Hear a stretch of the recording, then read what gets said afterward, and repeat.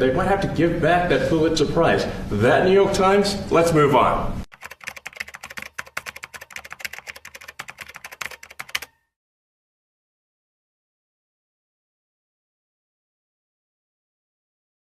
You know, it's, coordinated propaganda. I mean, doesn't it seem weird that the legacy media all says the same thing? They all say the same thing at the same time using the same phrases. They don't even bother picking up a thesaurus. Right. So, like right before, the debate between Biden and Sharp as Trump. attack. Everyone was saying sharp as attack. Like, who says sharp as attack? But yeah, exactly. Like, it's like it's not a common phrase. It's definitely not common to be repeated on air with multiple people simultaneously. Yes. That's weird. Yes. That's coordinated. 100%. 100%. Yes. Yeah. Like hundreds of people saying it simultaneously. They just got their instructions. Yeah. So, I mean, essentially the Dem leadership or, political leadership, they issue their instructions and their puppets carry it out.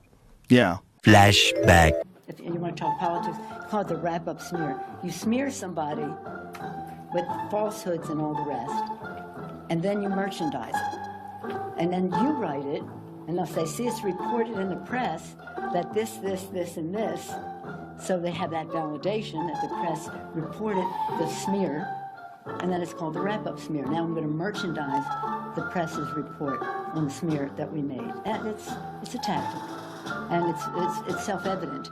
But I think I'm worth the trouble. So You mentioned that you had to deal with all the slings and arrows during your time at Doge. There's this. Well, some of the people, some of the media organizations in this room were the slingers.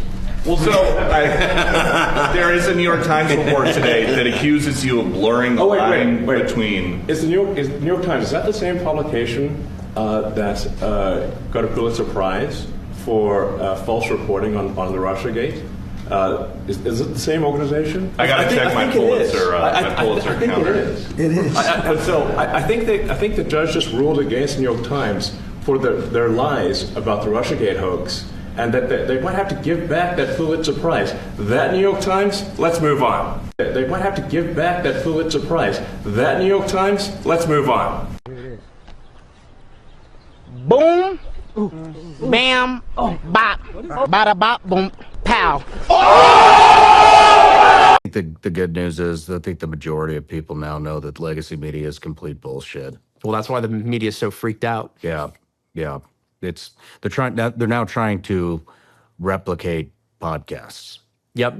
You saw the bit where Elon was saying to people, he says, you are the media now. Yeah. In the modern world, you have the tools to get your message out, and people can amplify others based on who has the closest proximity to the real information, who actually has the activity. Like, we can be primary sources. We don't need intermediaries. And then you have like the National Press Club. You see this speech where they have this guy up on stage. He says, doesn't matter what Elon says. They are not the press. We are the press. I'm like, oh my God, this guy's he's so out of touch with just the American moment. Like, who's going to hear that and be like, yeah, he's right. How dare citizen journalists without credentials report on things? Yeah. Wow. Anything I say, the legacy media is going to take a soundbite out of what I say and misconstrue what I'm saying, which is something they've done with President Trump many times. It is very important, if you've heard something bad about President Trump, listen to his whole speech. That's actually very important. What we're not going to do is say that there's some anointed class of journalists who are the special ones who get to tell everyone what they should think. That it should be up to the people what they think. And even if an article is completely accurate and comprehensive and everything, they're still in writing that article, the media is choosing the narrative. They're deciding what to write an article about. So I'm hopeful that this can be more a case of the public choosing the narrative as opposed to the media choosing the narrative. But the media choose the narrative, at least a combination of the media and the public choosing the narrative. And the public getting to weigh in on stories if they think that they should add something to it or we got something wrong. And over time, I think if Twitter is the best source of truth, it will succeed. And if we are not the best source of truth, we will fail. I think the only one that Letitia James, Jack Smith, and maybe even Fannie, if they wanted to, claim that you did commit a crime, is you kind of did kill mainstream media, if you think about it. I did. And that could be a crime for those guys. I'm very proud of it. And I want to show you this clip because this is the first time ever the phrase fake news was ever used. And from this moment on is when the decline started. Rob, if you can go on and play this clip. Since you're attacking us, can you give us a question? Mr. President-elect. Mr. President-elect, since you are attacking our news organization, can you give us a chance? Your organization. You are attacking our news organization. Your organization. Can you give us a chance to ask a question, sir? Go ahead. Sir, can you state, Quiet. Mr. President-elect, Go ahead. can you state categorically, She's asking a question. Don't Mr. be rude. President-elect, can you give us a question? Don't be You're rude. attacking us. Can you give us a question? Don't be rude. Can you give us a question?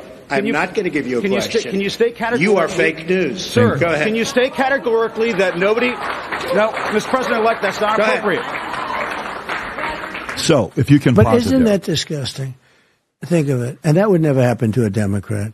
But isn't that disgusting? He's a lowlife, the guy, and as you know. But and he has his own show. He gets no ratings at all. Nobody on CNN gets ratings. But isn't that a disgusting? I'm just watching that, and isn't it a shame that people can behave that way against the president?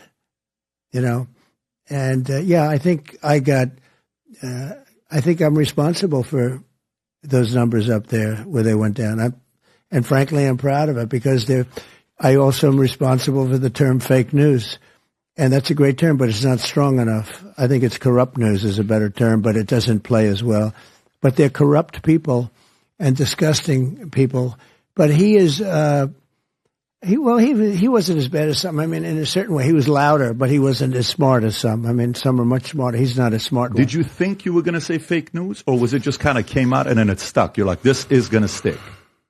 Was it intentional? I don't know if that's the first time I've used it, but I do get credit for having been an originator of the term. I mean, a lot of times I have a very fertile mind. I come up with very good names for people. You're very creative. Pocahontas, yes. Lots of good names. But I don't know if that's the first time, but I thought of that term often. They